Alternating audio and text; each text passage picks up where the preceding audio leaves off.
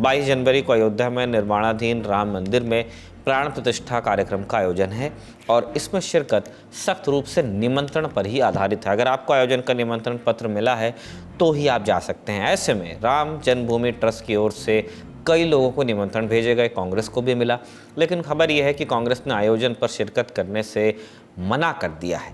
इस बाबत कांग्रेस पार्टी के महासचिव जयराम रमेश ने एक प्रेस नोट भी जारी किया। इसमें लिखा था, पिछले महीने पार्टी के राष्ट्रीय अध्यक्ष और राज्यसभा में नेता प्रतिपक्ष मल्लिकार्जुन खड़गे, कांग्रेस नेता सोनिया गांधी और अधीर रंजन चौधरी को 22 जनवरी को होने वाले राम मंदिर वाले कार्यक्रम में जुड़ने का न्योता मिला था। भगवान राम को इस देश में लाखों लोग पूजते हैं। आस्था एक निजी विषय है, लेकिन राष्ट्रीय स्वयंसेवक संघ और भाजपा ने अयोध्या राम मंदिर को राजनीतिक प्रोजेक्ट बना दिया है। अधबने मंदिर का भाजपा और संघ के लोग इसलिए उद्घाटन कर रहे हैं ताकि इसका उपयोग आगामी चुनाव में किया जा सके, लाभ उठाया जा सके। साल 2019 के सुप्रीम कोर्ट के जजमेंट का पालन और लाखों लोगों की आस्था का सम्मान करते हुए मल्लिकार्जुन खड़गे, सोनिया गांधी और अधीर रंजन चौधरी ने भाजपा और संघ के इस आयोजन में शिरकत से इनकार कर दिया है। इस नकार के आने के बाद विश्व हिंदू परिषद की ओर से भी प्रतिक्रिया आई। उन्होंने क्या कहा, आप सुन लीजिए। मेरा सभी राजनीतिक दलों से अनुरोध है, 21 तारीख तक राजनीति कर लो भाई, 23 से फिर प्रारंभ कर लेना। 22 को राम जी का, रामलला की प्राण प्रतिष्ठा हो रही है। हम सबके जीवन का सबसे बड़ा दिन है, सबसे बड़ी दिवाली का दिन है, उसको मनाएं। रामलला प्राण प्रतिष्ठित होंगे, पहली आरती में सम्मिलित हों और आनंद से अपने जीवन को आशीर्वाद ग्रहण करवाएं। लेकिन राम मंदिर पर दिल्ली में ही राजनीतिक एक्शन नहीं हो रहा था। ये एक्शन यूपी में भी शुरू हुआ, जहां सपा के नेता स्वामी प्रसाद मौर्य ने मुलायम सिंह यादव सरकार के उस फैसले को सही ठहराया जब कार सेवकों पर गोलियां चली थी। क्या है कार सेवक गोली कांड, आपको संक्षेप में बताते हैं। साल था 1990 का। इस समय देश में राम मंदिर निर्माण का संघ परिवार का अभियान चरम पर था। इस साल 30 अक्टूबर के रोज कार सेवकों के साथ साधु संतों की भीड़ हनुमानगढ़ी की ओर बढ़ने का प्रयास कर रही थी। एहतियातन अयोध्या में कर्फ्यू लगा हुआ था। इसके बावजूद अयोध्या में इतनी भीड़ जमा हो चुकी थी कि उन्हें काबू में नहीं किया जा सकता था। पुलिस ने बाबरी मस्जिद के आसपास के 1.5 किलोमीटर के इलाके में बैरिकेडिंग कर रखी थी। किसी को प्रवेश नहीं दिया जा रहा था। सुबह 10 बजे तक हनुमानगढ़ी के इलाके में भीड़ बढ़ चुकी थी।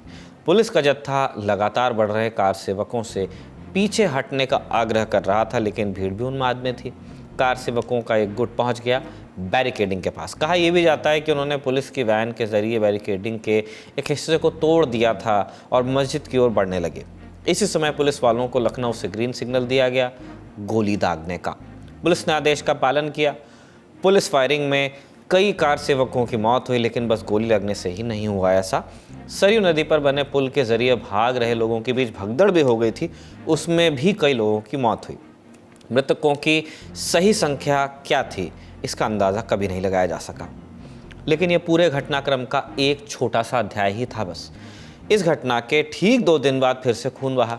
1 नवंबर के रोज़ मृतकों का अंतिम संस्कार किया गया, लेकिन 2 नवंबर को एक बार फिर से प्रतिरोध मार्च का आयोजन हुआ। इस मार्च में कार सेवक थे। उमा भारती और अशोक सिंघल जैसे नेता इस भीड़ की अगुवाई कर रहे थे। हनुमानगढ़ी के पास लाल कोठी में मौजूद सकरी गली में भीड़ दाखिल हुई और सामने थी पुलिस। पुलिस ने शुरुआत में लाठीचार्ज और आंसू गैस का इस्तेमाल किया, लेकिन भीड़ आगे बढ़ती रही।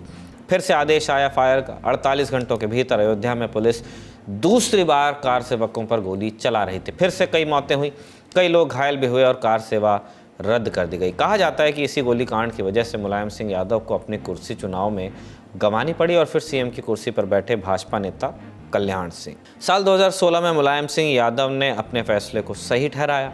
इस साल अपने एक भाषण के दौरान उन्होंने कहा था कि अगर मस्जिद को गिर जाने देते तो हिंदुस्तान का मुसलमान महसूस करता कि हमारे धार्मिक स्थल भी नहीं रहेंगे, तो इस देश की एकता के लिए वो खतरा होता।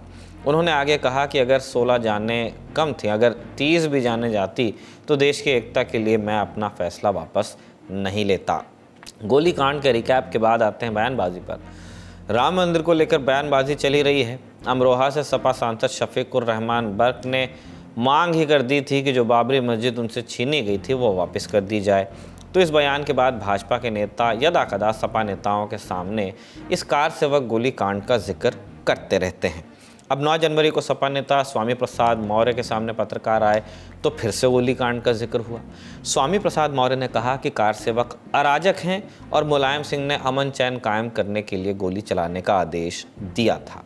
जिसमें अयोध्या में राम मंदिर पर घटना घटी थी, वहां पर बिना किसी न्यायपालिका के निर्देश के, बिना किसी प्रशासनिक आदेश के बड़े पैमाने पर अराजक तत्वों ने जो तोड़फोड़ की थी, तत्कालीन सरकार ने संविधान की रक्षा के लिए, कानून की रक्षा के लिए, अमन चैन का कायम रखने के लिए उस समय जो गोली चलवाई थी वह सरकार का अपना कर्तव्य था। सरकार ने अपना कर्तव्य निभाया था।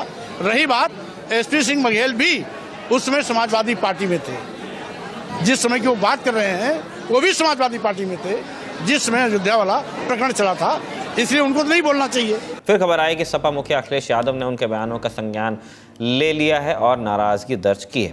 फिर आए कुछ और बयान, किसने क्या कहा आप उन्हीं से सुनिए। अब देखिए, मुझे लगता है कि विवादित बयानों के लिए बयान भी हो गए हैं स्वामी प्रसाद जी, और ईश्वर से कामना करेंगे भगवान राम जी उनको सद्बुद्धि दें ताकि उनका जीवन का कल्याण मोक्ष हो सके। आए दिन वो कोई न कोई विवादित बयान देने का काम लगातार कर रहे हैं, और बस मैं तो यही कह सकता हूं कि ईश्वर उन्हें सद्बुद्धि दे। देखिए, समाजवादी पार्टी और स्वामी प्रसाद मौर्य की जो कहानी है वो विक्रम बेताल जैसी हो गई है। अखिलेश यादव जी के सिर पर स्वामी प्रसाद मौर्य जी का भूत सवार हो गया है, और ये भूत अब उतरने वाला नहीं है।